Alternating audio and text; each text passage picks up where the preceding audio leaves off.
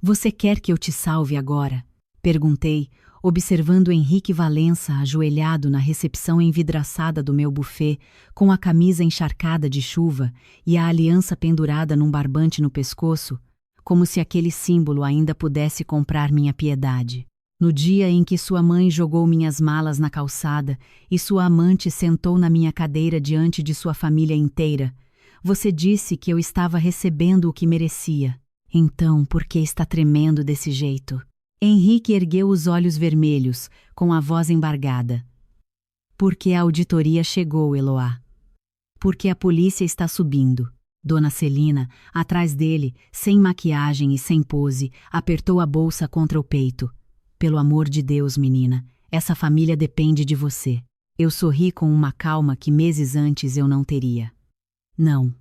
Essa família dependia da mulher que vocês passaram 1 ano tentando destruir.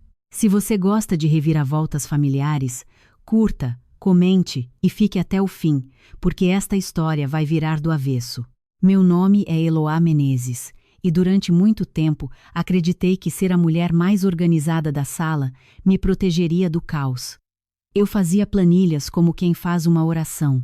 Reconciliava extratos bancários, organizava cronogramas, antecipava riscos e encontrava soluções antes mesmo de o problema ganhar um nome. Foi assim que cresci em Olinda, filha de uma professora de escola pública e de um técnico de manutenção que jurava que prudência salvava mais do que coragem. Agarrei-me a essa ideia com a fé de quem precisava subir na vida, sem um sobrenome forte, sem herança e sem rede de proteção. Quando conheci Henrique Valença, achei que tinha encontrado um homem que admirava exatamente isso em mim. Hoje sei que, no início, ele admirava apenas o quanto minha competência era útil para ele. Eu o conheci num casamento em Recife, no salão de um hotel de Boa Viagem, num sábado abafado de dezembro. Eu era a coordenadora financeira do evento, enviada pelo pequeno buffet em que trabalhava para acompanhar pagamentos de fornecedores, horas extras e acertos de última hora. Henrique era o chefe convidado da noite, filho mais velho da família Valença, dona de uma tradicional casa de doces finos que tentava se reposicionar no mercado de festas de luxo. Quando ele entrou na cozinha com o jaleco impecável, o sorriso fácil e aquela autoconfiança de homem acostumado a ser recebido com portas abertas, metade da equipe ficou em silêncio sem perceber. Eu não. Eu estava conferindo uma diferença de R$ 2.600 entre o valor do espumante entregue e o valor do espumante faturado, e não tinha tempo para charme. Henrique se aproximou de mim no meio da correria, apoiou uma mão na bancada de inox e soltou uma frase que eu, anos depois, lembraria com vergonha e precisão. Você parece a única pessoa daqui que não se impressiona comigo. Nem levantei os olhos de início. Respondi que eu me impressionaria muito mais se ele conseguisse explicar por que 3 caixas de macarons tinham sido registradas em dobro no sistema de sua equipe. Ele riu, como se minha secura fosse um desafio divertido. 15 minutos depois, voltou com o encarregado da confeitaria e a nota fiscal corrigida. 1 hora depois, trouxe para mim um café forte, sem açúcar, exatamente do jeito que eu tomava, embora eu não lembrasse de ter dito isso em voz alta. E no fim da madrugada, quando o salão finalmente esvaziou e os garçons começaram a recolher as toalhas de linho, ele me pediu o número do celular como se já soubesse que eu acabaria dando. O começo foi bonito daquele jeito perigoso em que certas coisas ficam bonitas quando a gente quer muito acreditar nelas. Henrique sabia ocupar espaço, sabia ouvir na medida certa, elogiar sem soar exagerado, falar da minha inteligência com uma admiração que parecia rara num mundo acostumado a achar mulheres competentes, difíceis. No nosso primeiro encontro, ele me levou a um restaurante de frutos do mar no Pina, pediu moqueca e vinho sem me consultar, e por alguma razão isso não me irritou. Talvez porque ele acertou nos dois. Talvez porque eu já estivesse cansada de homens indecisos, de conversas mornas e promessas frouxas. Henrique parecia saber o que queria. E o mais sedutor de tudo é que me fazia acreditar que o que ele queria era construir uma vida sólida ao meu lado. 6 meses depois, ele já falava de futuro com a naturalidade de quem comenta o cardápio de domingo.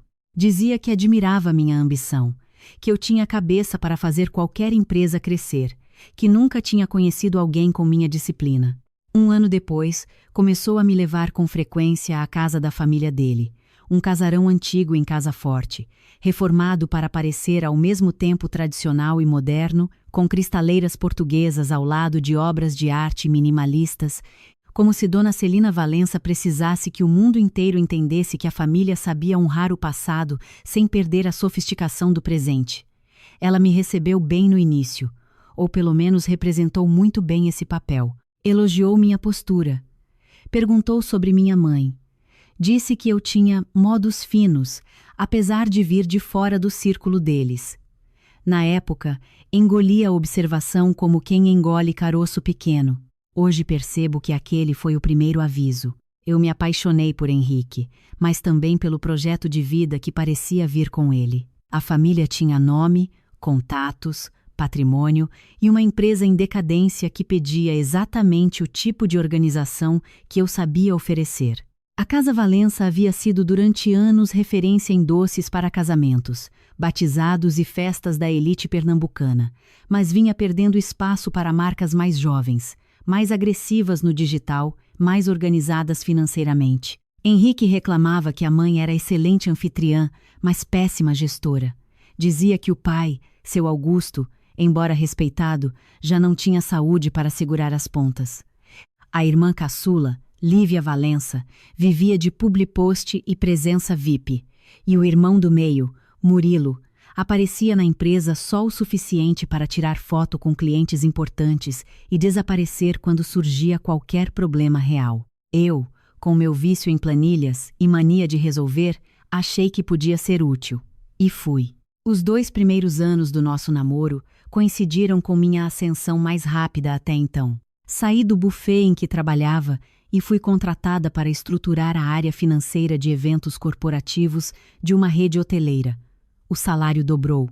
O crachá bonito, a sala refrigerada e os bônus trimestrais me deram uma sensação nova, a de que a vida, enfim, estava obedecendo ao esforço que eu despejava nela desde os 18 anos. Henrique dizia que sentia orgulho de mim. Repetia isso na frente dos amigos, nas mesas de almoço da família, nos stories, sempre com a mão na minha lombar e um sorriso treinado. Hoje, lembrando, me incomoda perceber como ele gostava de anunciar meu valor em público e dissolvê-lo em privado, aos poucos, em doses tão pequenas que demorei a perceber. Foi também nesse período que ele começou a me pedir só uma opinião sobre a Casa Valença. No começo eram coisas simples. Revisar uma proposta, analisar um contrato de fornecedor, sugerir como renegociar um aluguel de equipamento para festas. Depois vieram planilhas de custo, fluxo de caixa, reestruturação de dívida, planificação de expansão. Passei a frequentar a empresa quase diariamente depois do meu expediente, sentada na sala dos fundos com um notebook no colo e o cheiro constante de açúcar queimado e café fresco no ar. Ninguém me pagava por aquilo. Eu fazia porque Henrique olhava para mim como se eu fosse brilhante, necessária, extraordinária, porque Dona Celina dizia que eu tinha mãos de ouro para arrumar o que estava torto, porque seu Augusto, cansado, me agradecia com uma sinceridade comovente, e porque eu queria pertencer. Foi numa noite de São João em Caruaru, debaixo de uma sequência de bandeirinhas iluminadas, que Henrique me pediu em casamento. Não houve banda estrangeira nem produção cinematográfica. Houve fogueira, licor, o cheiro de milho assando e a sensação quente de pertencer a uma festa que parecia o coração do mundo. Ele tirou a caixinha do bolso do paletó, pediu silêncio aos amigos, ajoelhou-se desajeitado na terra batida e disse que eu era a mulher que tinha devolvido o rumo à vida dele. Eu chorei antes mesmo de ouvir o pedido inteiro. A aliança de noivado tinha uma pedra menor do que a exibida por certas influenciadoras da minha idade, mas eu a amei de um jeito quase infantil, não pelo valor material, pelo que ela parecia significar. Compromisso, escolha, futuro. Nós nos casamos 10 meses depois, numa cerimônia para 120 convidados num casarão restaurado no bairro do Poço da Panela. Foi uma festa bonita, elegante, cara demais para o meu gosto e perfeitamente dentro da lógica da família Valença. Dona Celina escolheu flores importadas. Henrique insistiu num menu contemporâneo que dividiu opiniões entre os parentes mais velhos. Eu negociei fornecedores, revisei contratos e garanti que cada pagamento saísse da conta certa. Minha mãe chorou quando me viu entrando de véu.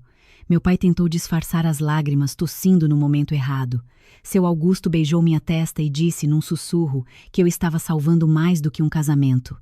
Não entendi totalmente o alcance daquela frase até depois. Nos primeiros meses de casada, senti-me dentro de um comercial de margarina com orçamento alto. Henrique e eu alugamos um apartamento amplo na Avenida Boa Viagem, com vista parcial para o mar e uma varanda estreita onde cultivei manjericão, alecrim e 2 samambaias teimosas que se recusavam a morrer.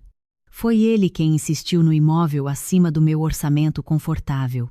Pensa grande, Eloá, dizia. Você trabalha demais para viver apertada. Eu assinei porque acreditava no nós. Porque eu tinha um bom emprego, ele tinha o sobrenome, os contatos e uma participação promissora no negócio da família. Porque tínhamos um plano. Pelo menos eu tinha. Esse plano incluía tudo que as pessoas da nossa idade descrevem como estabilidade. Consolidar a Casa Valença como grife de eventos premium no Nordeste. Comprar um imóvel em até 3 anos, talvez abrir uma filial em Maceió ou João Pessoa, viajar para a Chapada Diamantina no fim do ano e depois tentar um bebê. Eu falava do bebê com mais cuidado do que entusiasmo, porque maternidade nunca foi meu único sonho, mas eu queria filhos. Henrique parecia querer também. Escolhia nomes, brincava com a ideia de ensinar um menino a cozinhar e uma menina a jogar vôlei, como se a vida obedecesse a roteiros limpos. Dona Celina, mais objetiva, falava em netos como quem fala em continuidade patrimonial. A família precisa de futuro, dizia, pousando a xícara de café com um estalo seco no pires. Na época, eu ainda achava que era apenas uma mulher de outra geração sendo inconveniente. 1 ano e meio depois do casamento, a Casa Valença já não parecia a mesma empresa cambaleante que eu tinha encontrado. Negociei dívidas, formalizei contratos, criei um sistema de controle de pagamentos por evento e arranquei de Murilo uma assinatura digital que ele relutava em fornecer havia meses. Convenci Henrique a abandonar favores informais a fornecedores de confiança e a trabalhar com processos. Reestruturei comissões, cortei vazamentos de caixa que eram tratados como inevitáveis. Em menos de 12 meses, a margem melhorou, os atrasos reduziram e passamos a ser procurados por clientes corporativos que antes nem respondiam nossos e-mails. O mérito público, é claro, ficava com Henrique, o chefe carismático de sobrenome antigo, e com Dona Celina, a anfitriã impecável. Não me importava tanto quanto deveria. Dizia a mim mesma que casamento também era isso, somar bastidores ao brilho do outro. Foi quando começamos a discutir a expansão para um novo espaço de eventos em Aldeia dos Camarás que as fissuras apareceram de verdade. O projeto era ambicioso, mas viável se feito com prudência. Preparei cenários, mostrei riscos, defendi fases de investimento. Henrique, empolgado, queria tudo ao mesmo tempo. Reforma completa, cozinha show, jardim externo, espaço kids, suíte para noivas, parcerias com decoradores e um estúdio de conteúdo para gerar vídeos. Dona Celina adorava o discurso do crescimento, desde que não precisasse abrir mão da estética impecável e do controle familiar. Murilo queria saber apenas em que momento entraria dinheiro para ele. Lívia achava que o novo espaço renderia campanhas lindas. Eu sustentava a realidade num PowerPoint que ninguém queria ouvir até o fim. Apesar disso, segui.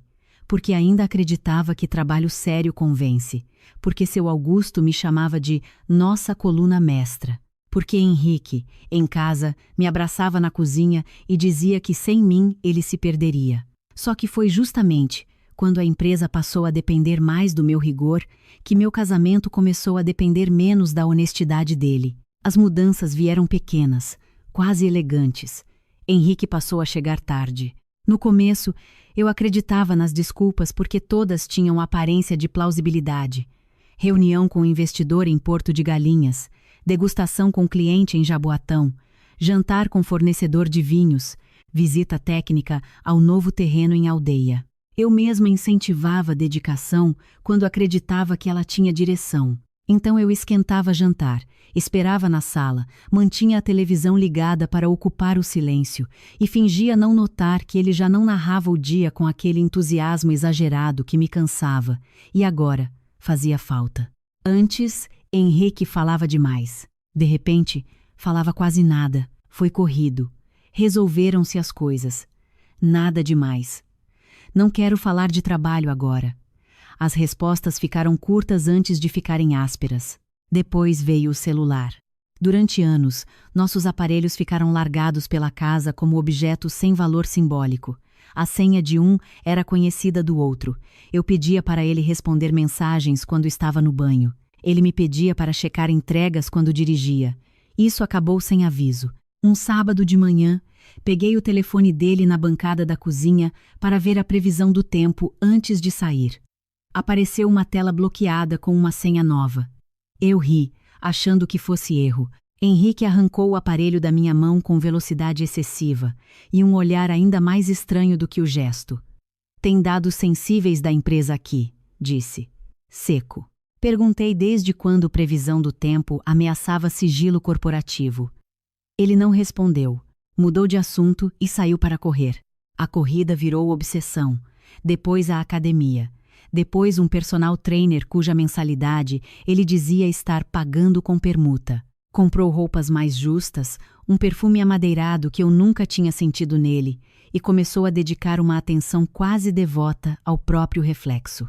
Eu o observava ajustar a gola da camisa diante do espelho do elevador, conferir o cabelo usando a tela apagada do celular, tensionar o abdômen discretamente quando passava por vitrines. Esse tipo de vaidade sempre existiu um pouco, mas ganhou outra intenção. Não era autocuidado, era vitrine. Minhas amigas perceberam antes de eu admitir. Yara, advogada tributária e meu alicerce desde a faculdade, notou durante um almoço no Derby que Henrique só respondia mensagens fora da mesa quando estávamos juntas. Quem sai tanto da mesa para mandar áudio em pleno sábado, ou está escondendo problema, ou escondendo pessoa, ela disse. Eu revirei os olhos. Pedi que ela não dramatizasse. Ela encostou o garfo no prato e me olhou de um jeito que me fez querer desaparecer. Eu não estou dramatizando, Eloá. Você está minimizando. A frase ficou comigo por dias. Como fica tudo aquilo que é verdade antes de a gente ter coragem de chamar de verdade. Não era só o celular. Nossa intimidade, que antes tinha calor mesmo nos períodos puxados, virou uma espécie de protocolo sem vida e depois desapareceu. Henrique alegava cansaço, preocupação com a obra, dores musculares, enxaquecas, a cabeça cheia. Quando eu tentava encostar, ele se encolhia com delicadeza suficiente para me confundir e crueldade suficiente para me ferir. Chegou a dormir no sofá mais de uma vez, sob a desculpa de não me incomodar com o próprio ronco. Em vez de discutir, comecei a acordar de madrugada e encontrá-lo na varanda, falando baixo ao telefone. Quando eu surgia, ele encerrava a ligação. Era Murilo. Era o eletricista, era gente do financeiro. Ninguém do financeiro fala sorrindo às 2h20 da manhã. Se a distância de Henrique me feriu, a mudança de Dona Celina me desestabilizou num lugar ainda mais fundo. No início do casamento, ela mantinha comigo uma cordialidade estudada. Elogiava minhas roupas discretas, minha eficiência, meu jeito limpo de organizar a casa. Com o tempo, essa cordialidade perdeu o verniz. Veio primeiro em forma de piada, depois como observação, depois como crítica aberta. Você trabalha demais, menina. Casa também precisa de presença feminina. Quem manda demais em planilha acaba esquecendo de ser leve. Homem gosta de paz quando volta para casa, não de auditoria. Você devia aprender a cozinhar pratos que confortam, não só montar cardápio. Eu respondia sorrindo, sustentando o teatro social, porque não queria dar ao clã Valença o espetáculo de ver a nora sem pedigree perder a compostura. Só que as falas dela ficaram mais afiadas quando, passados 2 anos de casamento, eu ainda não tinha engravidado. Não porque estivéssemos tentando seriamente e sem sucesso havia tanto tempo, mas porque Dona Celina decidiu que esse era o intervalo máximo aceitável entre aliança e herdeiro. Foi ela quem começou a insinuar em almoços de domingo que eu talvez fosse fria demais para a maternidade. Foi ela quem levou à mesa, entre a salada de camarão e a sobremesa, uma ginecologista excelente que atendia socialites e sabia corrigir certos atrasos do corpo. Foi ela quem, diante de uma prima distante, comentou que mulheres muito focadas em carreira às vezes pagam preço alto. Henrique, nessas horas, fazia o pior tipo de silêncio, o conveniente.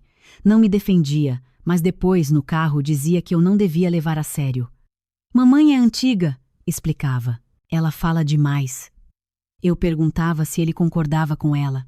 Ele desviava, ligava o som, falava da obra em aldeia. Eu engolia. E cada vez que engolia alguma coisa para preservar a paz, um pouco da minha capacidade de reconhecer abuso ia sendo corroída por dentro. A pressão por filhos virou assunto administrativo dentro da família. Seu Augusto, ainda gentil, perguntava de forma menos invasiva, mas perguntava. Murilo fazia piadas grosseiras sobre produzir um Valençazinho. Lívia sugeria discretamente médicos, clínicas, influenciadoras fitness que tinham desinflamado o útero. Nunca tinha me sentido mais sozinha dentro de uma mesa cheia. E, ironicamente, foi justamente quando aceitei investigar fertilidade para encerrar o assunto que descobri uma mentira que deveria ter explodido tudo muito antes. A médica pediu exames para os dois. Eu fiz os meus sem drama. Henrique enrolou 3 semanas. Depois, perdeu um pedido. Depois, faltou ao horário. Quando finalmente realizou o espermograma, o laboratório enviou o resultado para o e-mail da Casa Valença, porque a secretária dele agendara usando o endereço corporativo. Quem abriu o arquivo fui eu. Não porque bisbilhotei, porque a mensagem entrou copiada na pasta compartilhada do financeiro, junto com dezenas de notas e comprovantes que eu conferia todos os dias. Li o laudo uma vez, confusa. Li de novo, mais devagar. E depois uma terceira, com o coração afundando. Havia ali a indicação de uma vasectomia prévia, com sinais compatíveis com o procedimento antigo e ausência esperada de determinados parâmetros. Não era infertilidade. Era esterilização cirúrgica. Fiquei sentada diante da tela por quase 5 minutos, sem respirar direito. Henrique nunca me falara de vasectomia, nunca mencionara cirurgia alguma. Pelo contrário, passara 2 anos planejando nomes de bebê comigo, simulando entusiasmo em testes de ovulação que eu nem queria fazer tão cedo, deixando a família me culpar pelo atraso como se aquele silêncio não fosse uma escolha ativa dele. Quando confrontei, naquela noite, ele primeiro negou. Depois disse que o laudo devia estar errado. Depois admitiu, com a cara de quem revela algo pequeno, que fizera o procedimento aos 26 anos, depois de um relacionamento complicado, numa fase em que não queria filhos, de jeito nenhum. Senti, o quarto, inclinar. E por que nunca me contou? Perguntei. A pergunta saiu mais baixa do que eu imaginava. Henrique passou a mão no rosto, impaciente, porque eu já estava pensando em reverter Eloá. Não queria te assustar com algo que eu resolveria. Quis saber quando pretendia resolver, já que permitira que a mãe dele me humilhasse por meses. Quis saber se Dona Celina sabia. Ele hesitou meio segundo antes de dizer que não. Aquela hesitação respondeu por ele. Senti raiva, nojo e uma humilhação tão antiga quanto nova, como se todas as pequenas concessões dos últimos anos tivessem desembocado ali, num segredo cirúrgico que meu marido acharia perfeitamente aceitável me esconder enquanto eu era julgada por não gerar um herdeiro. Eu deveria ter ido embora naquela semana. Em vez disso, aceitei a explicação mais covarde que já ouvi porque ainda estava presa ao que tínhamos construído. Henrique jurou que faria a reversão, que contaria à mãe se fosse preciso, que tinha me escondido aquilo por medo de me perder. Chorou, tremia, disse que eu era a única coisa estável na vida dele. Eu queria acreditar em qualquer frase que permitisse manter meu casamento em pé. Então acreditei. Estabeleci um prazo. Exigi que ele marcasse consulta para discutir reversão. Exigi terapia de casal. Exigi transparência na empresa. Ele concordou com tudo. Nas 2 semanas seguintes, não fez quase nada do que prometeu. Ao mesmo tempo em que minha vida conjugal afundava numa névoa de omissões, A Casa Valença começou a exibir sinais que meus instintos profissionais reconheciam antes de meus sentimentos admitirem. Havia despesas pequenas demais em sequência, reembolsos com descrições vagas, pagamentos a fornecedores recém-criados, contratos de consultoria de marca sem escopo claro, extratos de cartão corporativo usados em restaurantes onde jamais fizemos reunião. Um loft alugado por temporada em Porto de Galinhas por 3 finais de semana seguidos, justificado como hospedagem de equipe criativa. Um nome apareceu mais de uma vez: Mirella Sampaio. Mirella era apresentada por Lívia como uma estrategista digital incrível, contratada para modernizar a imagem da Casa Valença.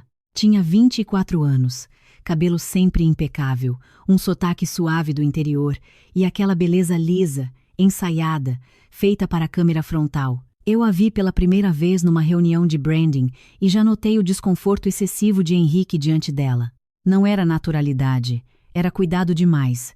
Ele a tratava como quem tenta parecer indiferente e, justamente por isso, denuncia a atenção. Mirella falava olhando para ele antes de terminar frases, como se buscasse aprovação. Eu registrei mentalmente o padrão. O tipo de coisa que a gente percebe e depois tenta matar com racionalização. Yara, que fazia consultoria jurídica eventual para alguns dos contratos de expansão, encontrou outro sinal. Um CNPJ aberto em nome de uma empresa chamada Atlântico Verde Experiências, com capital inicial incompatível e um endereço de correspondência ligado a um escritório virtual no Espinheiro. Um dos sócios ocultos, rastreável por procuração, era Murilo.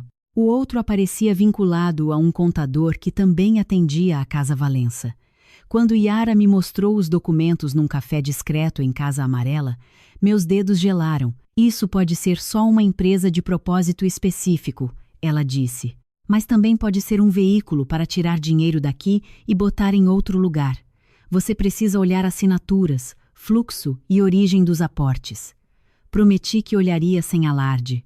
E voltei para casa sentindo que a borda do buraco estava cedendo sob meus pés. Naquela semana, encontrei um recibo de joalheria no bolso do blazer de Henrique. Não era para mim, eu saberia. O valor era alto, a data coincidindo com uma quarta-feira em que ele dissera estar num jantar com investidores, e a descrição mencionava um pingente com esmeralda delicado, absolutamente fora do meu gosto.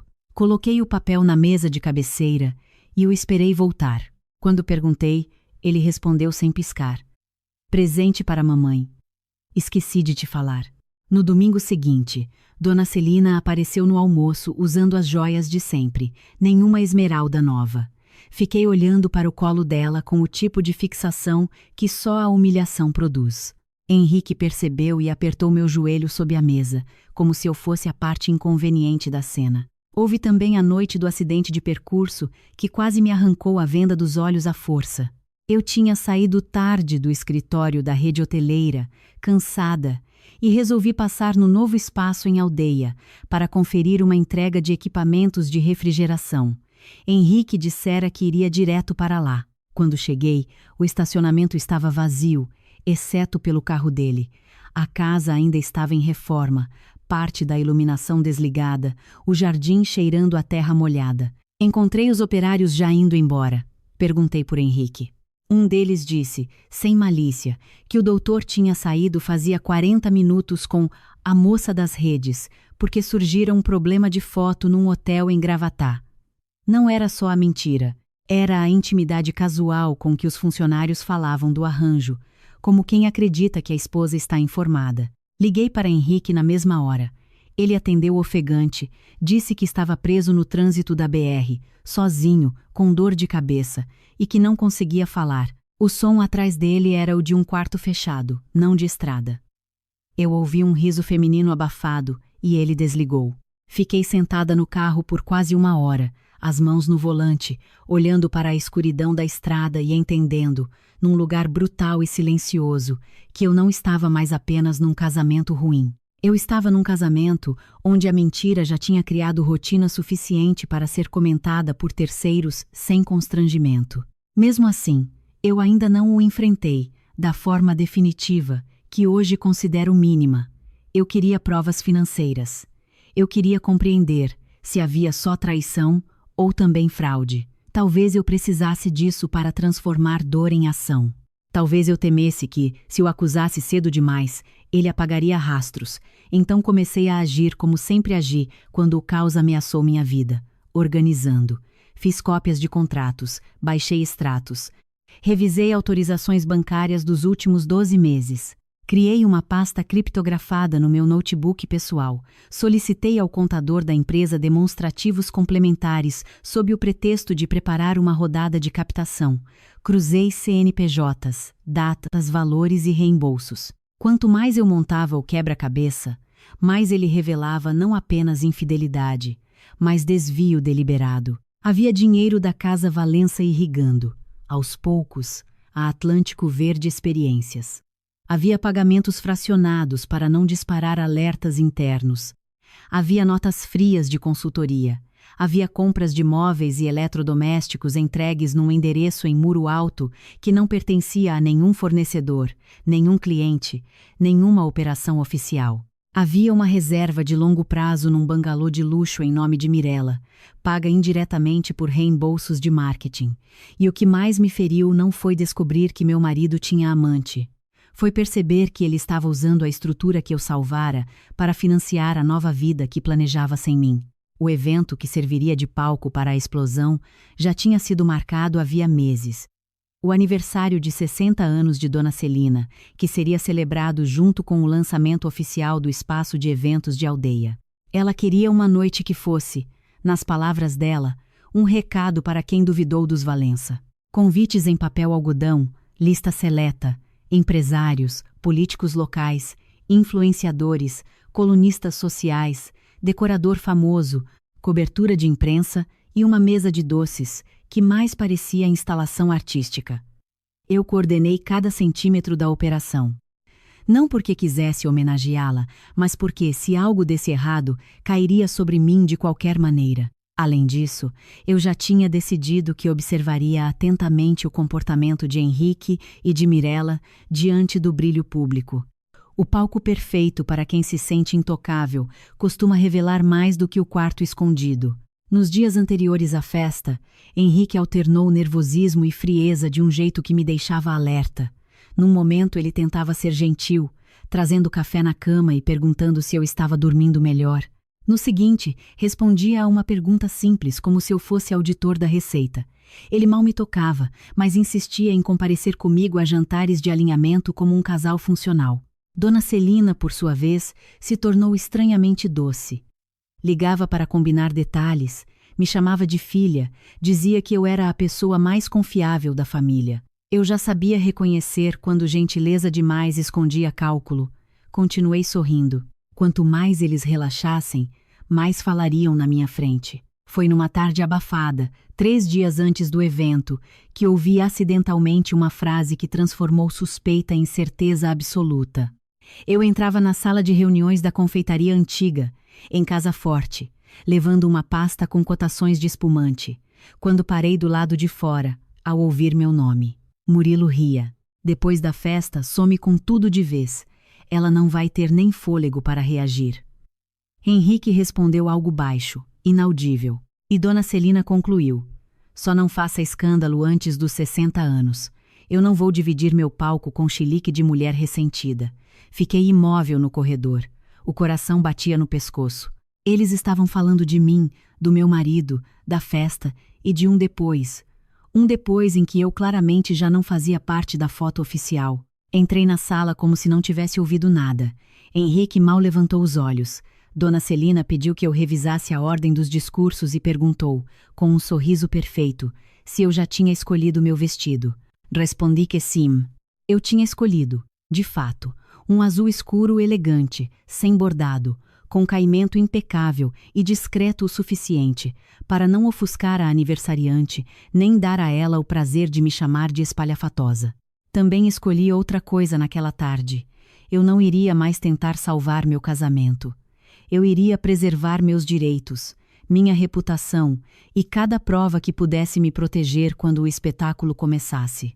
Avisei Yara de forma econômica. Acho que eles vão armar alguma coisa grande na festa. Ela não pediu detalhes por mensagem, apenas respondeu: eu fico de prontidão. Me manda a localização, senha dos documentos e o nome do motorista se você beber. Aquilo me deu mais paz do que qualquer pedido de desculpas que Henrique jamais me fizera. Também falei com meu pai, sem contar tudo, só dizendo que talvez eu precisasse ficar uns dias em Olinda depois do evento. Ele não perguntou por quê.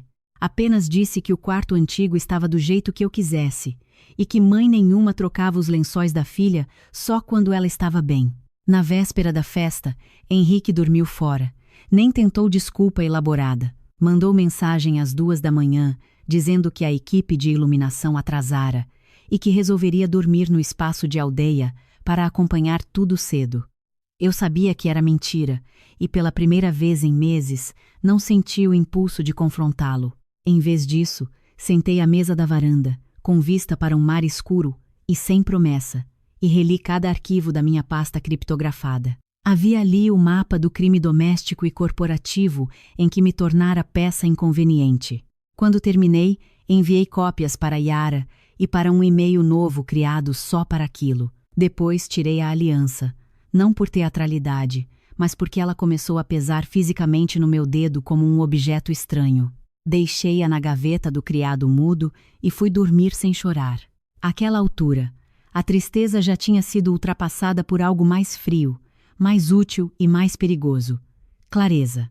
No dia da festa, Recife amanheceu úmido e luminoso, como se o céu ignorasse a violência das pequenas ruínas humanas. Passei a manhã no salão, revisando ordem de entrada, confirmando staff, resolvendo atrasos de floricultura e substituindo uma peça quebrada do mobiliário externo sem que Dona Celina sequer percebesse o contratempo. Mirella circulava pelo espaço como se já pertencesse àquele futuro, ajustando ângulos para vídeos de making-off, dando ordens a fotógrafos, rindo baixo com Lívia. Usava um vestido verde claro curto demais para o código informalmente elegante, pedido aos convidados. Henrique a evitava em público com cuidado coreografado. Às vezes, porém, os olhos dos dois se encostavam por meio segundo a mais do que o seguro. E eu, finalmente, não estava mais tentando me enganar. A festa começou impecável. Carros de luxo na entrada. Jornalistas sorrindo. Quinteto de cordas. Drinks autorais com nomes em francês. Dona Celina deslizando pelo salão em um vestido dourado, como se fosse dona da cidade, e talvez fosse em certa medida. Eu recebi fornecedores, alinhei discursos, resolvi uma pane discreta no som e ainda encontrei tempo para sorrir para as esposas de empresários que me elogiavam pela competência. Algumas sabiam, outras apenas intuíram. Mulheres percebem rachaduras em ambientes onde homens só enxergam lustre. O pior ainda estava por vir, e todo mundo sentia sem nomear. O momento da humilhação foi calculado com requinte. Não aconteceu na cozinha, nem numa discussão privada, nem num canto discreto do jardim. Aconteceu diante da mesa principal, depois do bolo, quando os discursos já tinham amolecido a plateia e a combinação de champanhe, música e vaidade deixaram o salão vulnerável à encenação. Murilo pegou o microfone para agradecer a presença de todos. Fez piadas, elogiou a mãe, falou do legado dos Valença. Em seguida, chamou Henrique para dizer umas palavras sobre o futuro da família e do negócio. Eu estava a 2 passos do staff, conferindo o horário do serviço de café, quando ouvi meu nome. Henrique sorriu para o público, aquele sorriso que eu conhecia da propaganda e do prejuízo, e disse que toda empresa forte precisa tomar decisões difíceis para preservar seus valores. Muita gente aplaudiu antes de entender o que ele estava anunciando. Ele falou de confiança abalada, de divergências irreconciliáveis, de gestão incompatível com a filosofia familiar. Então, olhando diretamente para mim, informou que eu deixaria a administração financeira da Casa Valença a partir daquela noite e que questões pessoais tornavam impossível a continuidade do meu casamento com ele. Houve um silêncio de vidro quebrando. Senti dezenas de rostos se virarem para me medir. Antes que eu abrisse a boca, Dona Celina tomou o microfone com uma teatralidade que só mulheres muito treinadas dominam. Disse que era um assunto doloroso, mas necessário, porque famílias honradas não escondem problemas quando a honra está em jogo. Deixou pairar no ar a palavra desvio sem me acusar formalmente, o suficiente para contaminar o salão inteiro. Sugeriu que eu, por ambição e desequilíbrio emocional, havia tomado decisões inadequadas. Murilo completou que auditorias internas estavam em curso. Era mentira do início ao fim, mas uma mentira escolhida a dedo, mistura de insinuação moral, suspeita financeira e punição pública. O público recuou um passo invisível. O instinto social é cruel. Quando alguém cai em desgraça, os outros se afastam antes de saber os fatos para não sujar a roupa. Eu ainda poderia ter discutido ali. Poderia ter tomado o microfone, gritado, exposto o caso com Mirella e lançado o salão no escândalo. Talvez uma versão mais jovem de mim fizesse isso. Mas naquele instante entendi que eles queriam exatamente o meu descontrole. Queriam uma mulher ferida, histérica, improvável, para confirmar o enredo que haviam acabado de plantar. Então fiz a única coisa que realmente os desorganizou. Endireitei os ombros, pedi o microfone de volta com calma e disse, olhando para os convidados, que não discutiria questões pessoais ou societárias em aniversário alheio. Agradeci aos fornecedores presentes pelo profissionalismo, desejei felicidade à aniversariante e devolvi o aparelho. Murilo piscou, confuso.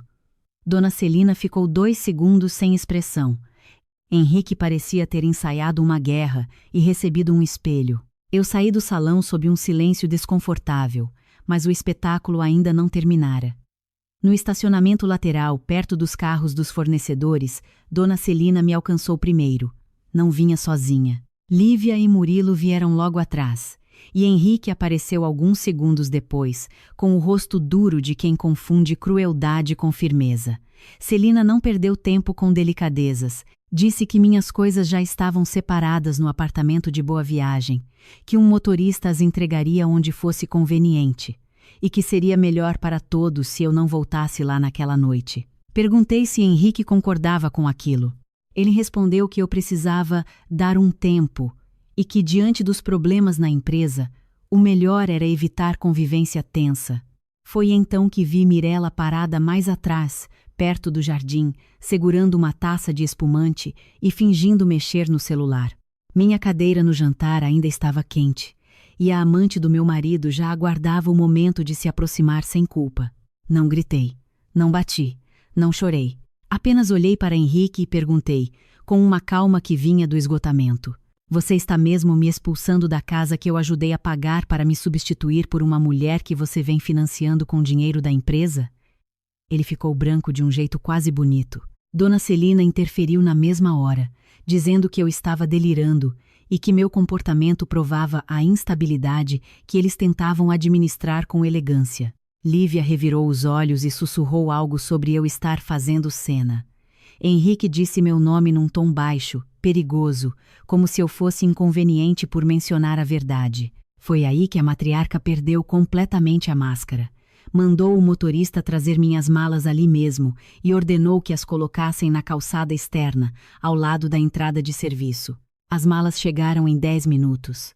2 grandes, uma média, uma caixa com sapatos, outra com livros e uma sacola mal fechada de cosméticos que caiu no chão quando o rapaz tropeçou. Um batom rolou pelo asfalto, um salto fino tombou para fora da caixa. E naquela iluminação quente de festa rica, com seguranças fingindo que não viam, convidados curiosos à distância e meu marido assistindo sem me defender, entendi em carne viva o que significa ser desumanizada por gente que primeiro se aproveitou de você e depois quis te reescrever como ameaça. Peguei o batom do chão, coloquei de volta na sacola, alinhei a alça da mala e chamei um carro por aplicativo. Antes de entrar, disse apenas a Henrique que ele não precisava se preocupar comigo. O que vinha a seguir não dependia mais da piedade de ninguém ali. Fui para a casa dos meus pais em Olinda às 2 da manhã. Minha mãe abriu a porta de camisola, viu minhas malas e não fez pergunta alguma. Só me abraçou forte e disse que eu entrasse. Meu pai acordou no susto, carregou as malas como se carregasse raiva. Dormi no quarto de adolescência, cercada por lombadas antigas, o ventilador oscilando no teto e uma paz dura, quase desconhecida. Quando acordei, Havia 23 chamadas perdidas de números diferentes, 4 mensagens de conhecidos perguntando se eu estava bem e uma enxurrada de notificações sobre fotos da festa. Em todas, eu aparecia pouco ou nada. Nas legendas, falava-se do brilho de Dona Celina, do novo capítulo da Casa Valença, do sucesso do evento. A máquina social já começava a me apagar. Tomei café com cuscuz, manteiga de garrafa e uma dignidade que parecia frágil, mas não era. Depois sentei à mesa da cozinha com meu notebook, abri a pasta criptografada e comecei a agir, não em desespero, em ordem. Primeiro fiz backup adicional de tudo.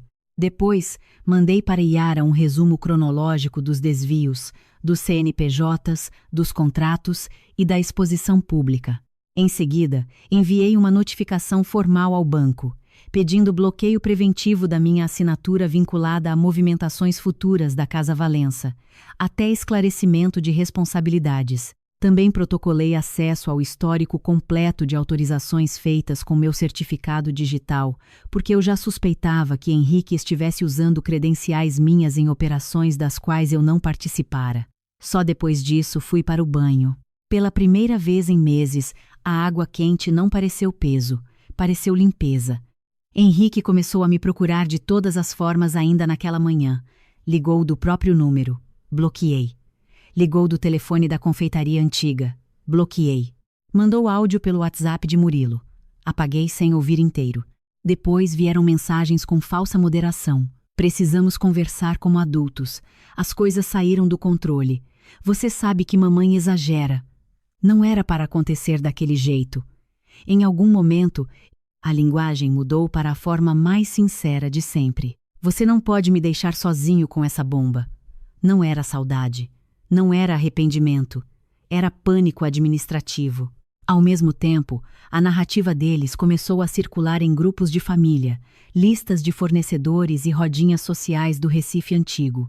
Soube por uma prima distante que estavam dizendo que eu surtara por ciúme, confundira gastos de expansão com desvio e passara a ameaçar a reputação dos Valença depois de descobrir problemas conjugais. A formulação era inteligente. Não me chamavam de criminosa diretamente, porque isso daria processo. Chamavam de emocionalmente comprometida, o que no imaginário de gente covarde serve para enfraquecer qualquer denúncia feminina. Fiquei com vergonha por meia hora. Depois a vergonha virou raiva. Depois a raiva virou estratégia. Yara foi até Olinda naquela tarde com 2 pastas físicas, um gravador pequeno e o olhar focado de quem cheira sangue jurídico. Sentamos na mesa da sala, diante de um ventilador barulhento e uma travessa de bolo de rolo que minha mãe oferecia a cada 15 minutos, como se açúcar pudesse estancar traição. Yara analisou documentos, montou uma linha do tempo e fez a pergunta essencial. Você quer acordo silencioso ou quer verdade com risco? Eu respondi sem hesitar que queria a verdade. Ela assentiu. Explicou que isso significava agir em várias frentes: civil, societária, eventualmente criminal, e que eu precisaria sustentar silêncio público até protocolarmos tudo. Também perguntou o que eu sabia da relação entre Henrique e Mirella além do óbvio. Foi quando me lembrei de uma gravação involuntária. Algumas semanas antes, eu deixara meu tablet conectado à conta compartilhada de e-mails da Casa Valença durante uma viagem curta a João Pessoa a trabalho.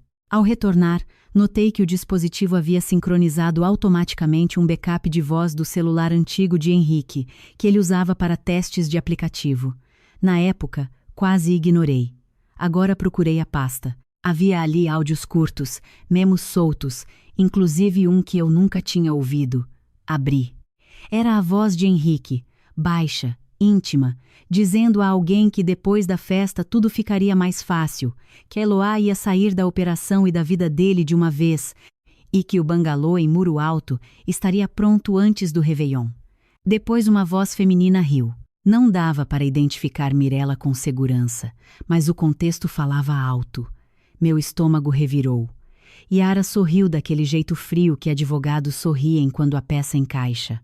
Ótimo, disse. Horrível para você. Ótimo para o processo. Na segunda-feira seguinte, eu devia ter voltado ao trabalho na rede hoteleira. Em vez disso, fui ao RH pela manhã e pedi 2 dias de licença pessoal. Minha chefe, Helena, me recebeu no escritório com a serenidade de quem já ouvira boatos suficientes para saber que algo grave acontecera.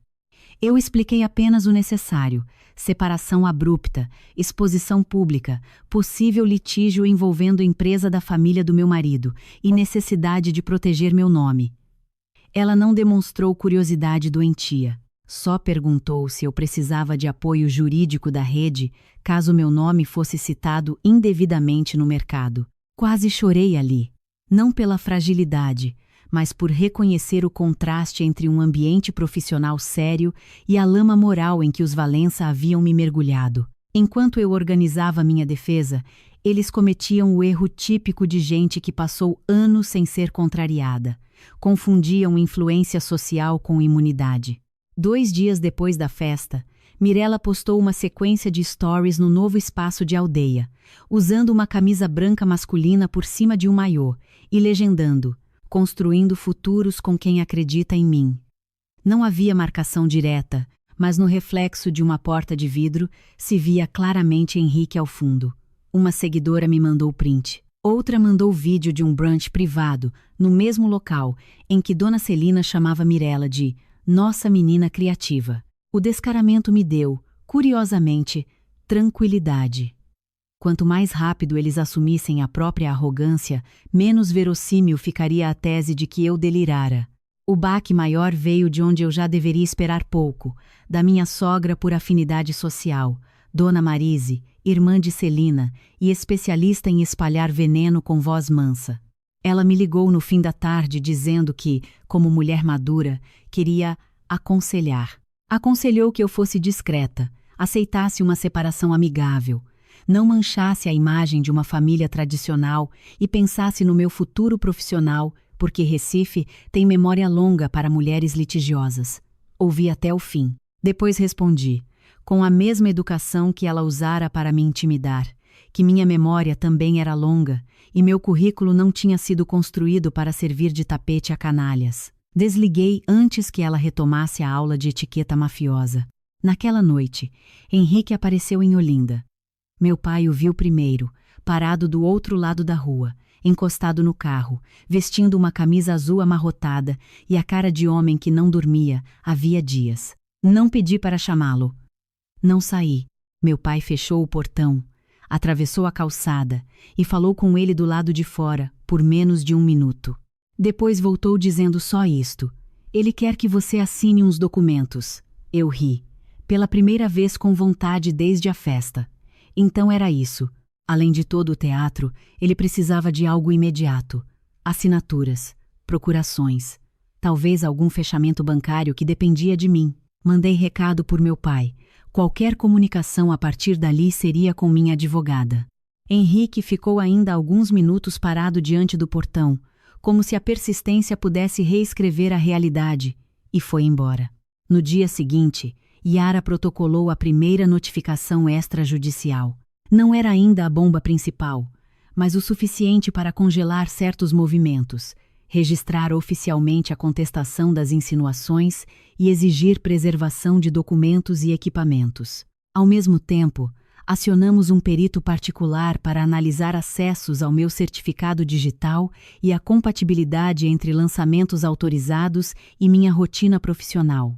A resposta preliminar veio mais rápido do que imaginávamos. Havia movimentações registradas em horários em que eu estava comprovadamente em reuniões da rede hoteleira, inclusive uma em Salvador e outra em São Paulo. Alguém usara minhas credenciais sem minha presença. E esse alguém, pela lógica interna da Casa Valença, só podia ser uma pessoa com livre trânsito entre a minha mesa, a sala de Henrique e o escritório do contador. Ou seja, Henrique, Murilo ou ambos com apoio técnico. No 4º dia depois da festa, eu finalmente ouvi um áudio inteiro que Henrique mandara do telefone de um fornecedor. A voz vinha embargada, mas eu já sabia distinguir quando era emoção e quando era desespero utilitário. Ele dizia que tinha errado, que deixara a mãe interferir demais, que a presença de Mirella nunca significara o que parecia, e que eu precisava pelo menos sentar para resolver o financeiro, porque a obra em Aldeia dependia de um desembolso grande naquela semana. A frase me fez rir de novo. Traição, expulsão, difamação e, no centro de tudo, um pix que não saía. Apaguei o áudio e fui caminhar com minha mãe pela beira do sítio histórico, entre fachadas antigas e turistas tirando fotos sem imaginar que meu casamento tinha acabado ao som de caixa registradora. Foi durante essa caminhada que minha mãe, até então silenciosa, disse a frase que reorganizou algo dentro de mim. Filha, dor a gente não escolhe, mas humilhação repetida a gente decide se aceita. Eu parei na sombra de uma igreja, olhei para ela e percebi que, por mais que minha mãe sempre tivesse sido contida, ela estava furiosa. Não só por mim, pela lógica inteira que permitia a certas famílias se acharem donas do destino de mulheres que ajudam a sustentá-las. Aquilo me deu uma força muito concreta. Eu não era mais só a esposa ferida. Eu era a profissional roubada, a nora expulsa para acobertar fraude, a mulher usada como bode expiatório por um clã que subestimou minha capacidade de documentação. 7 dias depois da festa, o primeiro pilar do castelo começou a ceder. O banco recusou uma operação importante da Casa Valença porque a assinatura vinculada a mim estava contestada e porque certos aportes entre a empresa e a Atlântico Verde já tinham sido sinalizados como atípicos. Sem aquela movimentação, pagamentos essenciais da expansão ficaram suspensos. Fornecedores começaram a cobrar. O contador, que até então fingia neutralidade, enviou uma mensagem nervosa pedindo reunião urgente. Yara respondeu por mim, marcando um encontro formal no escritório dela. Henrique compareceu. Murilo, não. Dona Celina tentou ir e foi barrada na recepção. Eu não tinha intenção de participar daquela primeira reunião. Yara achava melhor manter distância emocional e jurídica até termos mais laudos, mas quando ela me ligou e disse que Henrique estava tentando empurrar para mim a narrativa de erro operacional, decidi ir. Cheguei 15 minutos depois, de blazer cinza, cabelo preso e um nível de serenidade que, confesso, eu mesma achava impossível naquela altura. Henrique levantou-se ao me ver, como se o corpo dele ainda respondesse ao reflexo antigo de me receber com afeto. Parou no meio do movimento quando encontrou meu olhar. O contador suava. Yara abriu a pasta. As próximas 2 horas revelaram o homem com quem eu tinha me casado de uma forma mais feia do que qualquer adultério. Henrique mentiu, tentando modular culpa. Disse que certas despesas eram do interesse da empresa, que a Atlântico Verde era um veículo de expansão não formalizado ainda, que Mirella tinha participação estratégica em branding, que eu sabia de muita coisa e estava reescrevendo fatos por ressentimento conjugal. Yara desmontou cada frase com documento. Um extrato, uma nota, uma procuração, uma reserva, um laudo, um log de acesso. Quando ela apresentou o parecer preliminar do perito sobre o uso indevido do meu certificado digital, a mão de Henrique tremeu sobre a mesa. O contador, pálido, começou a balbuciar que agira sob orientação da diretoria. Eu perguntei, calmamente, qual diretoria, já que as instruções de compliance sempre tinham sido dadas por mim por e-mail e em reunião gravada. Ninguém respondeu. Foi nesse encontro que ouvi, pela primeira vez, Henrique admitir sem poesia o que vinha evitando. Mirella não era só branding. Era amante havia 8 meses. O bangalô em Muro Alto não era base para conteúdo. Era o imóvel para onde ele pretendia ir depois de formalizar minha saída. Dona Celina sabia do caso havia pelo menos 4 meses e apoiava a troca porque, nas palavras dele, a convivência em casa tinha ficado insustentável. Quando perguntei o que exatamente era insustentável numa esposa que pagava contas, salvava a empresa e ainda suportava a humilhação dominical, ele baixou a cabeça, murmurou algo sobre eu ter ficado dura demais. Aquilo me acertou no centro. Eu tinha ficado dura porque ele me transformara em auditora do afeto, vigia da própria dignidade, muro de contenção para o caos irresponsável dele. Minha suposta rigidez era o nome elegante que ele dava ao meu cansaço. A reunião terminou sem acordo. Yara recomendou que qualquer conversa futura se desse por escrito. Saí do escritório e só então as pernas pesaram. Sentei no carro e chorei pela primeira vez desde a festa, mas foi um choro curto, raivoso, quase seco. não por saudade de Henrique. Chorei pela perda da minha ingenuidade, pela Eloá que acreditou que competência e lealdade bastariam para ser respeitada. Quando parei, o rosto no espelho retrovisor me pareceu mais velho e mais verdadeiro. Liguei para Helena e disse que estava pronta para voltar ao trabalho no dia seguinte.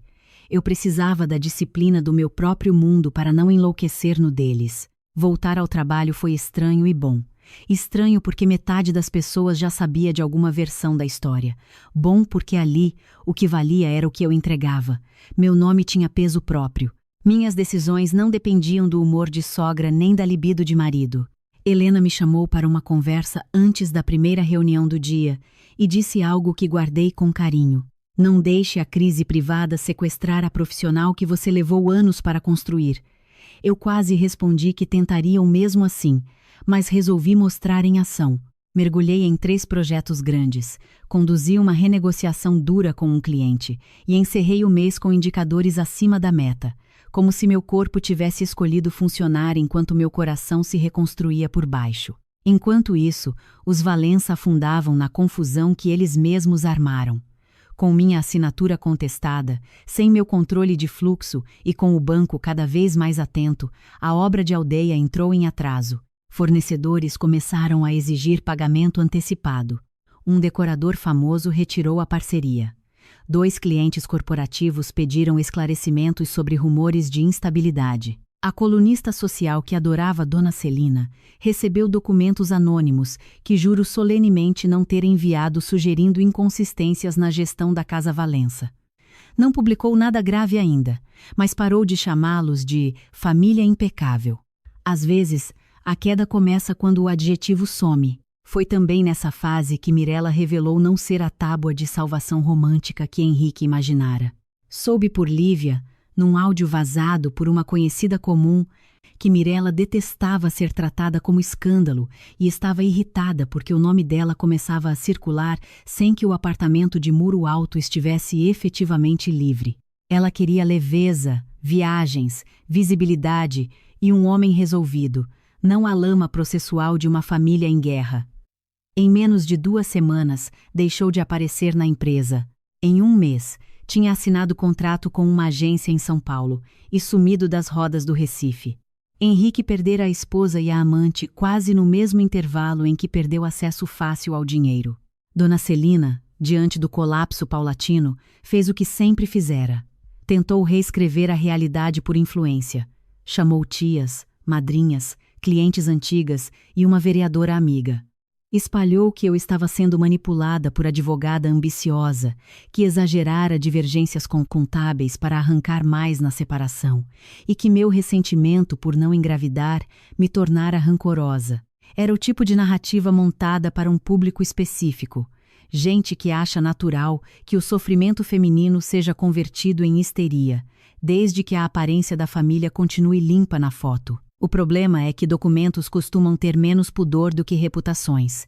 E nossos documentos estavam ficando cada vez mais fortes.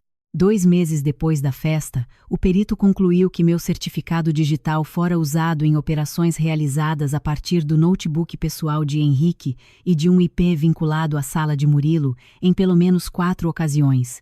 Com esse laudo em mãos, Yara entrou com medidas mais duras. O contador pediu acordo de colaboração antes mesmo de ser formalmente chamado a responder. Entregou trocas de e-mail, rascunhos de contratos e mensagens em que Dona Celina pedia para acelerar a substituição da Eloá antes de certas prestações vencerem. Havia inclusive um trecho em que ela se referia a mim como a única pessoa chata o suficiente para descobrir. Li aquilo numa tarde chuvosa e senti uma calma quase perturbadora. Era isso. Eles nunca me amaram. Eles administraram minha utilidade até ela ameaçar o esquema. No campo pessoal, a separação formal começou a tomar forma.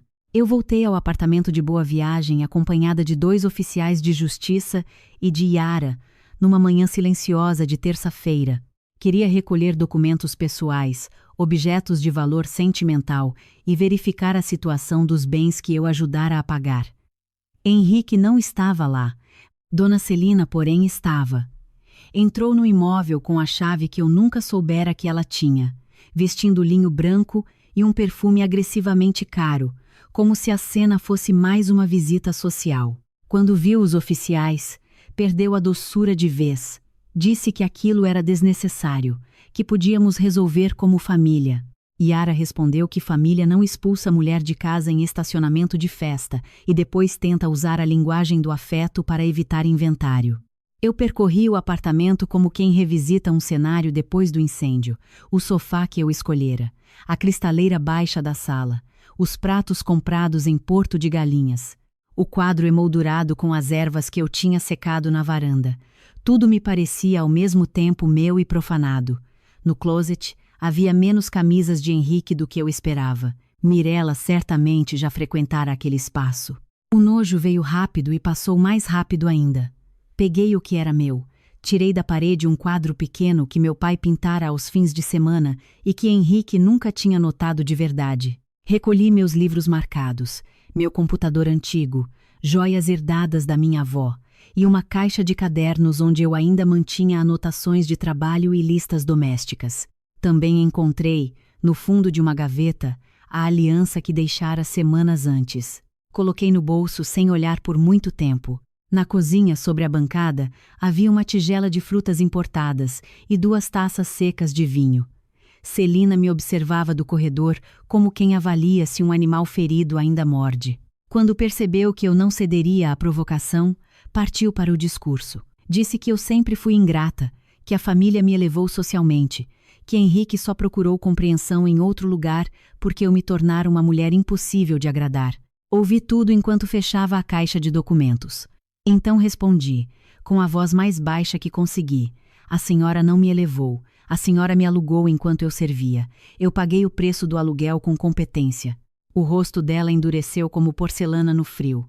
Foi a primeira vez que vi Dona Celina sem palavras por mais de 5 segundos. Com o apartamento formalmente em litígio, decidi não voltar a morar ali, apesar de ter esse direito. Aluguei um lugar menor em Casa Caiada, de frente para o mar, mais simples, mais claro, mais honesto comigo. Comprei uma mesa de madeira maciça numa loja de usados, uma estante estreita, lençóis novos e plantas que não exigiam muita conversa. Yara brincou que eu sempre reagia à devastação montando organograma.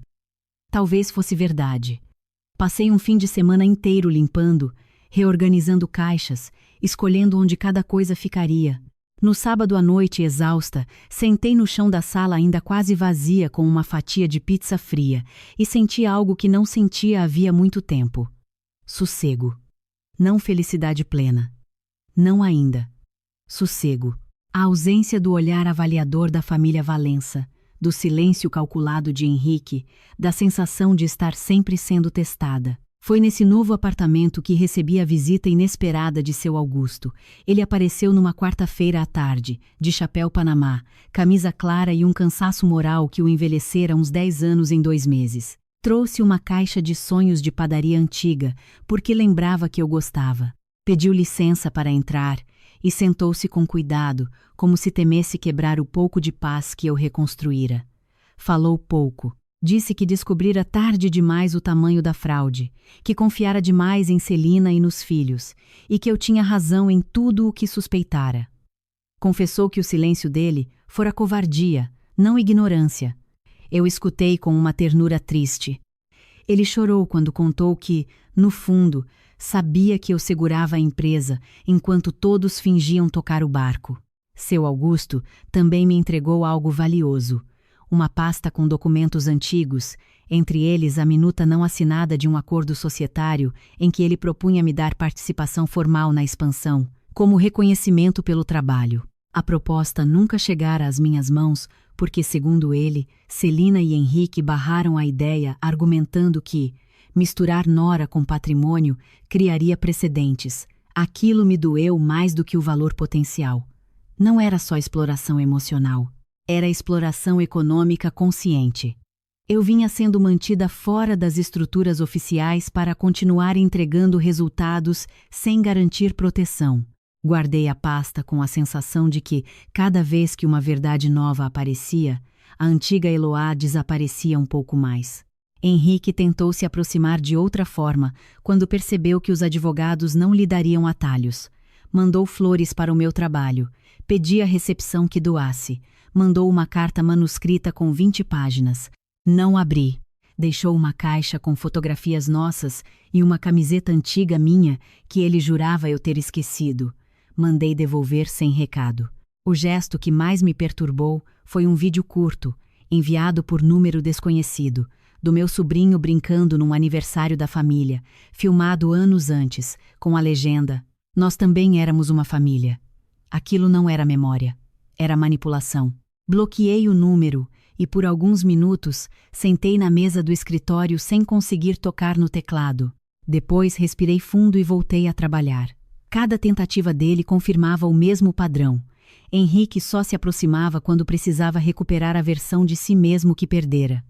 Helena percebeu meu esforço para manter compostura e começou a me delegar tarefas ainda mais estratégicas. Disse que, se eu aguentava aquela tormenta privada sem derrubar projeto, aguentaria negociar com o diretor temperamental de qualquer hotel do país. 3 meses depois da separação pública, fui promovida a gerente sênior de operações financeiras da rede. Veio aumento, equipe maior, viagens mais frequentes e a sensação reconfortante de que alguma parte da vida avançava porque eu merecia, não porque alguém me escolhia. Com o primeiro bônus, comprei uma máquina de café boa, um sofá azul profundo e um quadro pequeno de uma artista de Olinda que pintava mulheres com coluna reta e olhos cansados. Coloquei o quadro na sala, de frente para a varanda. Toda vez que olhava, sentia como se ela dissesse: "Continua." Yara, que nunca me deixava afundar na solenidade da tragédia, me arrastou para pequenas reentradas no mundo. Um show na Rua da Moeda, um almoço em Porto de Galinhas sem pauta jurídica, um curso curto de cerâmica no Recife Antigo. No começo, fui por obrigação amistosa. Depois percebi que tocar barro com as mãos me devolvia uma espécie de paciência corporal. O barro não se importava com sobrenome, nem com escândalo, nem com narrativa social. Se eu apertasse demais, afundava. Se eu me apressasse, empenava. O primeiro vaso saiu torto, e eu amei aquela torção mais do que amara muitas coisas perfeitas da vida anterior. Levei-o para casa e o coloquei na estante. Parecia dizer que forma ainda existe depois do impacto. 6 meses após a festa dos 60 anos, a Casa Valença deixou de parecer invencível até para quem vivia de aparência. A inauguração de aldeia, que deveria consolidar um novo ciclo, virou sinônimo de problema. Um casamento de alto padrão foi cancelado depois que circularam notícias de disputa societária e risco de bloqueio. Um buffet corporativo atrasou porque fornecedores retiveram parte do material por falta de pagamento. Colunistas passaram a citar a família de maneira cautelosa, sempre com um "apesar dos desafios recentes." Em Recife, o poder social não morre de uma vez, ele desidrata. E eu via isso acontecer com uma distância que me surpreendia. Eu não precisava mais assistir de camarote para me sentir vingada. Bastava saber que a consequência existia. Henrique, por sua vez, emagreceu de um jeito pouco saudável. Apareceu em 2 audiências com olheiras cavadas, barba mal feita e o tique de esfregar o polegar contra o indicador sempre que Yara desmontava alguma justificativa dele. Não era o galã seguro da noite em que me conheceu. Era um homem atordoado por ter confundido anos de manipulação com talento natural para controlar danos. Em uma das audiências de conciliação, proposta mais para cumprir rito do que por esperança real, ele pediu a palavra para falar diretamente comigo. O juiz permitiu com relutância. Henrique me olhou como se procurasse a mulher que se dobrava para manter a paz e não a encontrou. Disse que sentia falta da nossa rotina, do nosso café de domingo, do cheiro de alecrim na varanda, da forma como eu organizava até o caos. Eu respondi apenas que ele não sentia falta de mim. Sentia falta da estabilidade que eu produzia enquanto ele se autorizava a destruir tudo. O silêncio na sala foi tão completo que ouvi o ar-condicionado estalar. Nessa mesma fase, Dona Celina cometeu o erro que expôs de vez a própria arrogância. Achando que ainda dominava bastidores como antes, procurou Helena num evento beneficente e insinuou que seria prudente para a rede hoteleira manter alguma distância de mim, já que eu estava envolvida em litígio barulhento e poderia trazer desgaste reputacional. Helena me chamou no dia seguinte. Contou sem drama e perguntou se eu queria que o jurídico da empresa enviasse notificação por tentativa de difamação profissional. Eu ri sozinha no banheiro depois. Dona Celina realmente acreditava que o mundo corporativo sério funcionava como almoço de família influente. O jurídico enviou a notificação. Pela primeira vez, a matriarca sentiu que nem todo espaço cedia à intimidação de joia e sobrenome. Minha vida, aos poucos, ficava maior do que o caso. Fiz amizade mais próxima com Caetano, gerente de operações de um hotel em Salvador, divorciado, pai de uma menina de 8 anos e dono do raro talento de fazer perguntas sem invadir. Nós nos conhecemos numa convenção da rede em Fortaleza. Passamos uma tarde debatendo indicadores, depois outra falando de música brega antiga e, por fim, jantamos depois de uma palestra particularmente insuportável sobre inovação emocional. Eu ainda tinha medo de qualquer gentileza masculina que viesse com entusiasmo demais, então a calma dele me pareceu segura. Caetano não me pressionava a contar tudo, não tentava me consertar e, acima de tudo, não se impressionava com a minha dor a ponto de transformá-la no centro da relação. Ele gostava da minha inteligência antes de gostar da minha história. Eu não estava procurando romance, e talvez por isso o afeto tenha vindo sem armadilha. Começamos com mensagens sobre trabalho, depois sobre livros, depois sobre comida de hotel ruim e memórias de infância no Nordeste. Quando contei, aos poucos, o que vivera com os Valença, Caetano escutou sem aquela fome indiscreta de detalhes que muitos confundem com empatia. No fim, disse só: "Que bom que você saiu antes de esquecer quem era." Foi simples, e justamente por isso me desmontou um pouco. Passei anos com um homem que traduzia minha lucidez como dureza. Ouvir alguém chamar minha saída de preservação, não de fracasso, moveu algo por dentro. Também retomei vínculos que meu casamento havia erodido. Voltei a passar mais tempo com meus pais em Olinda. Jantei com primos que eu via pouco porque os domingos dos Valença exigiam presença quase obrigatória. Reaprendi a ficar em silêncio sem medo de punição. Minha mãe me ensinou uma receita antiga de peixe na folha de bananeira e riu quando eu errei o ponto do coentro. Meu pai me levou a uma feira de artesanato e comprou, sem comentar, um porta-chaves de cerâmica no qual se lia "Casa de quem não se curva." Pendurou na minha nova porta antes de ir embora. Às vezes, amor familiar não é discurso. É um objeto ridículo e perfeito colocado no lugar certo. No processo, descobri outra coisa incômoda. Eu havia ficado menor dentro do casamento para caber em dinâmicas que não me mereciam. Eu falava menos para não parecer mandona, ganhava mais e fingia que a renda principal não importava. Resolvia crises e depois permitia que o mérito fosse redistribuído para preservar egos. Aceitava ser chamada de fria, quando, na verdade, estava exausta de sustentar tudo. Reconhecer isso foi doloroso, porque me obrigou a ver a parte da história em que eu cooperei com a minha própria invisibilização. Mas também foi libertador. Só quando nomeamos o que toleramos é que conseguimos parar de tolerar. O desfecho jurídico mais importante veio no 8º mês. O acordo final da separação reconheceu meu direito de ressarcimento por aportes comprovados no apartamento e em despesas patrimoniais conjuntas, além de indenização por uso indevido do meu certificado digital e danos à minha reputação profissional. Não foi simples, nem barato, nem poético. A quantia nunca pagaria o tempo perdido, o desgaste ou o desmantelamento íntimo de confiar em alguém errado, mas representava algo fundamental: registro formal de que eu não era a louca, a ingrata, a ressentida. Eu era a parte lesada, e isso, num mundo em que famílias influentes adoram reescrever mulheres como exageradas, tinha peso monumental. Seu Augusto morreu pouco depois, de um problema cardíaco agravado por meses de estresse. No velório, escolhi ir por respeito a ele, não à família. Caetano me acompanhou até a porta e depois esperou do lado de fora, sem invadir o espaço. Quando entrei, senti muitos olhos em mim. Dona Celina parecia menor sem o marido ao lado, embora o luto não a tivesse tornado melhor.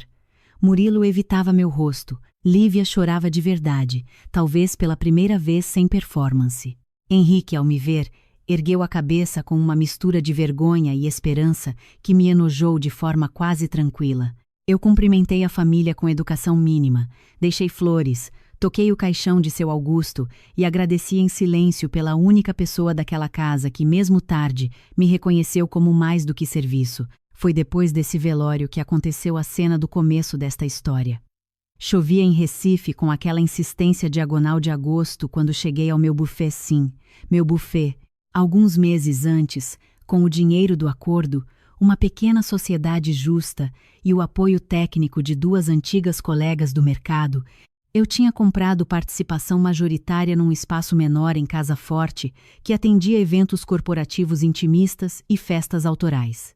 Dei a ele o nome de Maré Alta, porque eu queria um negócio que lembrasse movimento, não tradição empalhada. O conceito era simples: gestão séria, fornecedores pagos, equipe respeitada, criação elegante sem ostentação vazia. Em menos de 6 meses, já tínhamos agenda fechada para boa parte do semestre seguinte.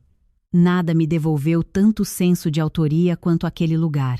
Na manhã em que tudo convergiu, eu estava revisando um contrato na recepção do Maré Alta, quando a porta de vidro se abriu com violência. Henrique entrou primeiro, encharcado, ofegante, segurando um envelope grosso. Atrás dele vinha Dona Celina, sem motorista, sem joias chamativas, sem a postura habitual de rainha entre criados. O susto na cara dos dois, ao me encontrar calma atrás do balcão, quase compensou toda a travessia anterior. Henrique caminhou rápido até mim, ignorando a recepcionista, e sussurrou meu nome como se fosse senha de cofre.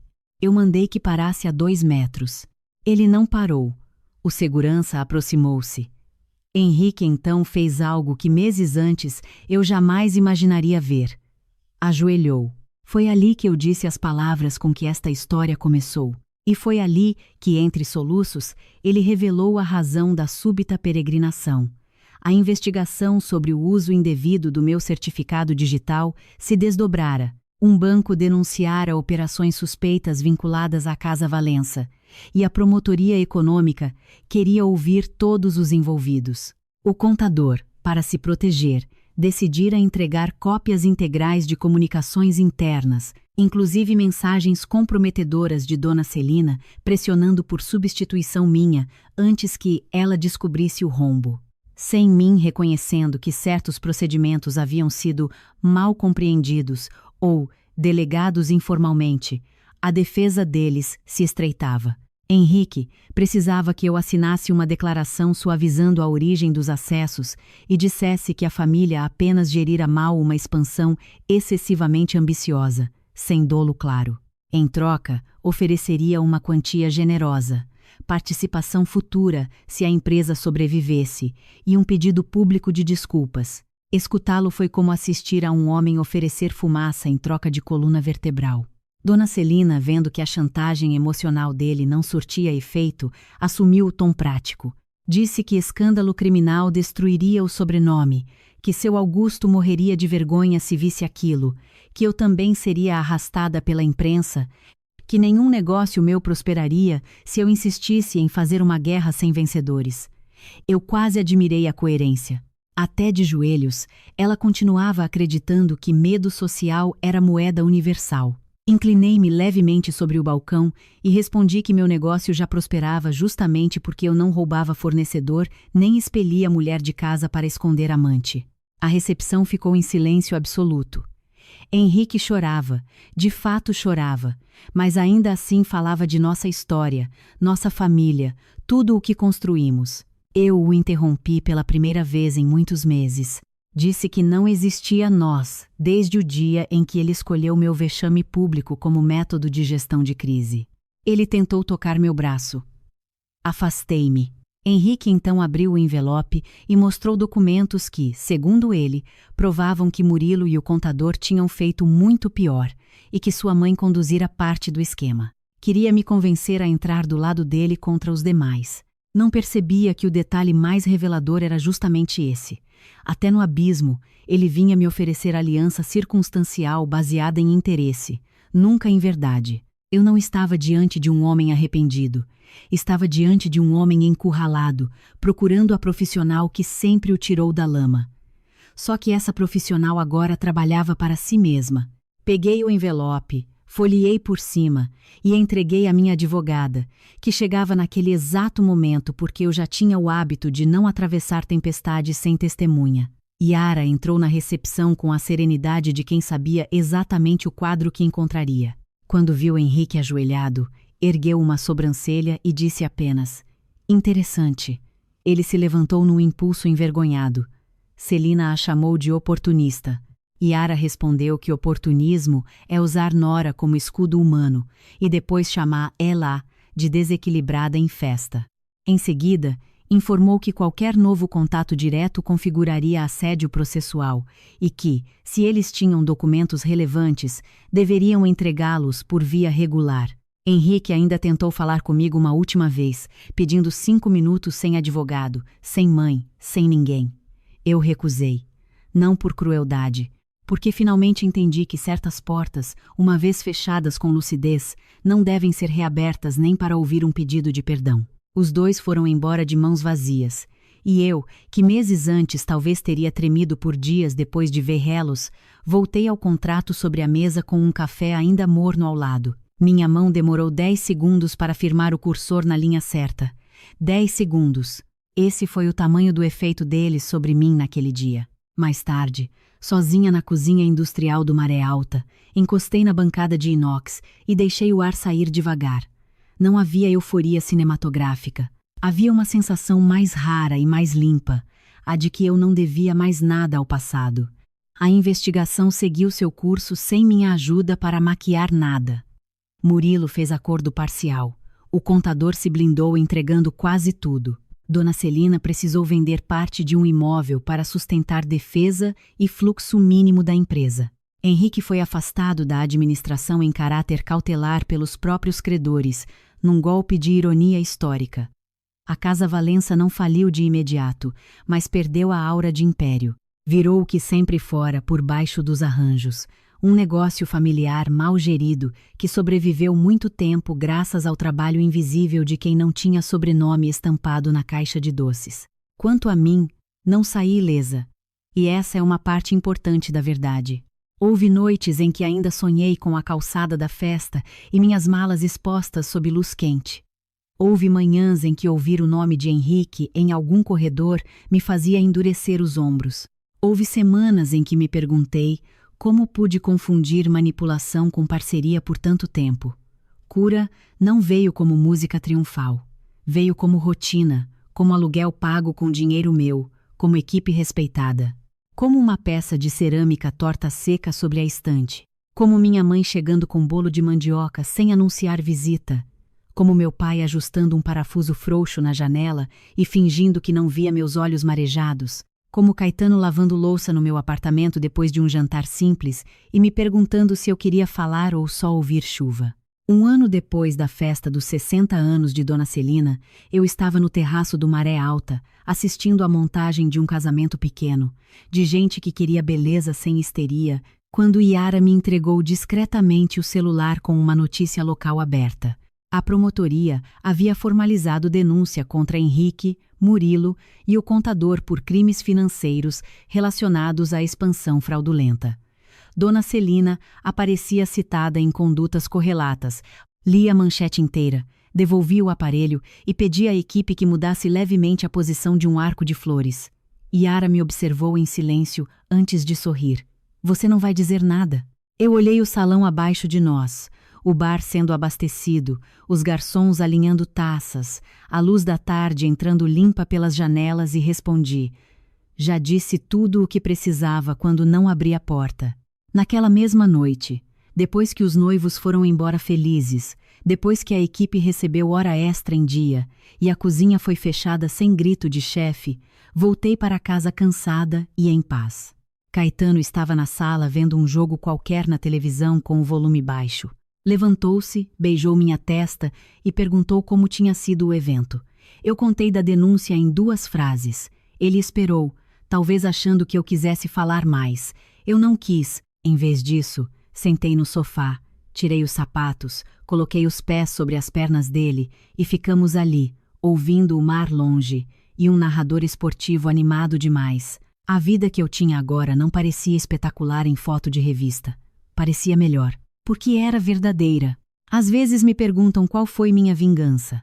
Gente de fora adora imaginar que uma história dessas só se completa quando a mulher humilhada humilha de volta, de preferência em praça pública e com frase de efeito.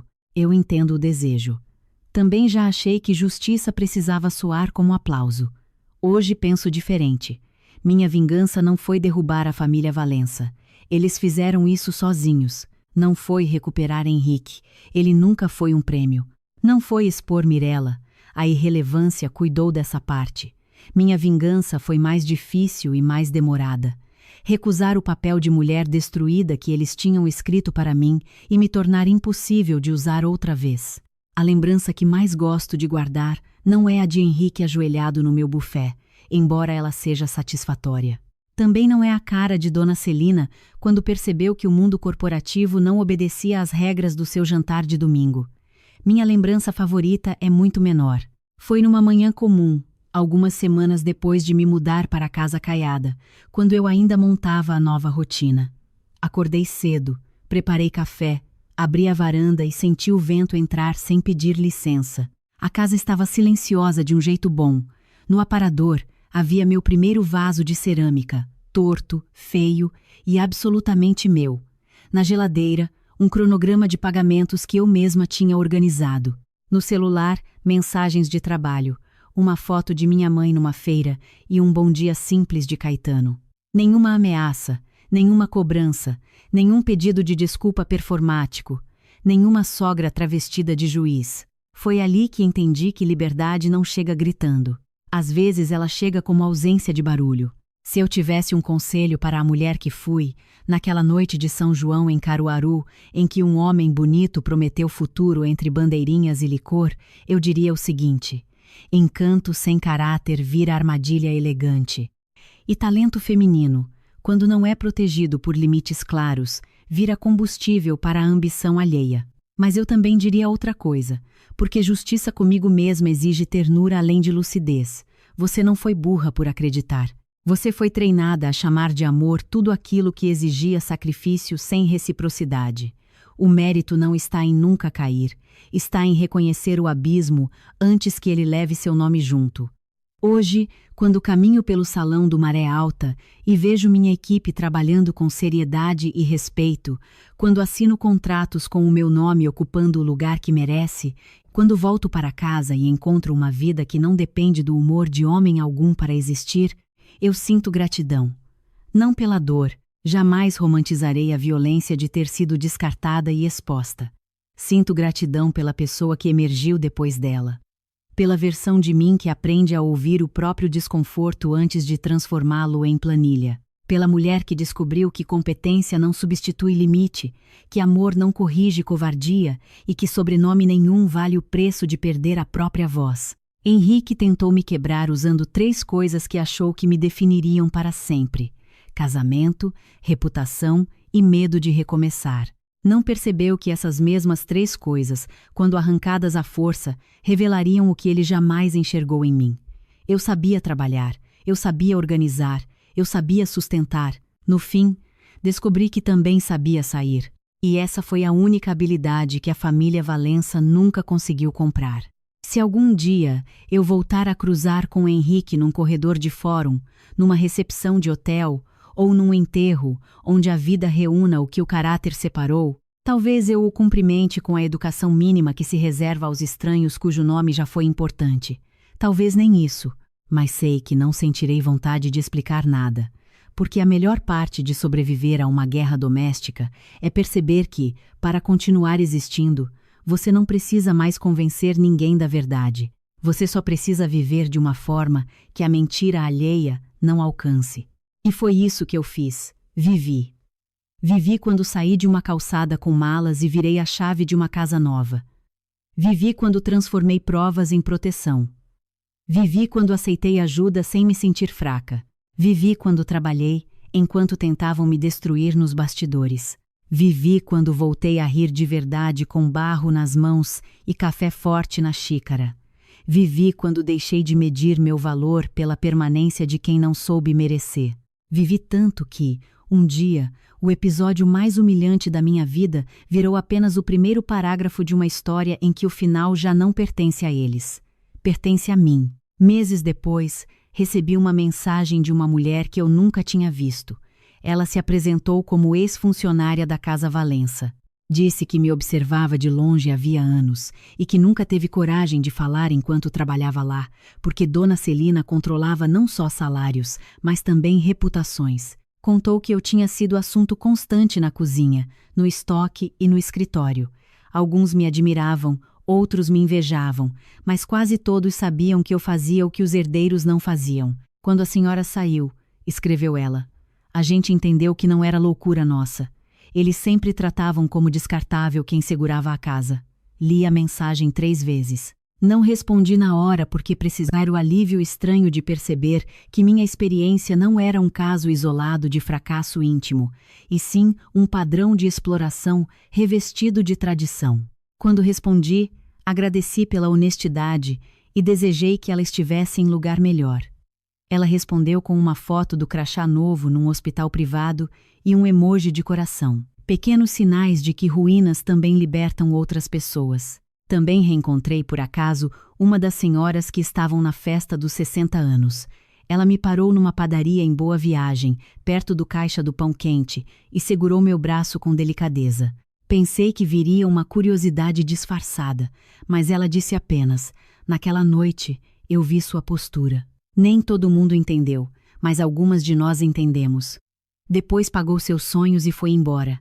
Fiquei ali com o troco na mão e a sensação de que dignidade, embora silenciosa, às vezes é percebida justamente por quem conhece o preço de mantê-la. Não muda o passado, não apaga a crueldade, não devolve o que foi arrancado, mas ajuda a costurar o tecido rasgado da própria memória. Hoje, quando alguma cliente mais jovem me pergunta como consigo manter a calma em evento grande, eu sorrio e respondo que organização ajuda. Claro, mas calma mesmo vem de saber o que você não aceita mais. Eu não aceito desrespeito embalado em tradição. Não aceito parceria sem transparência. Não aceito amor que precise diminuir uma mulher para existir. Aprendi isso da maneira mais cara possível. Ainda assim, aprendi. E talvez essa seja a única herança de valor real que tirei da família Valença. A certeza de que nenhuma casa, nenhum negócio, nenhum sobrenome, nenhum casamento merece uma versão silenciosa de mim. A voz que recuperei não tem preço de mercado, tem paz.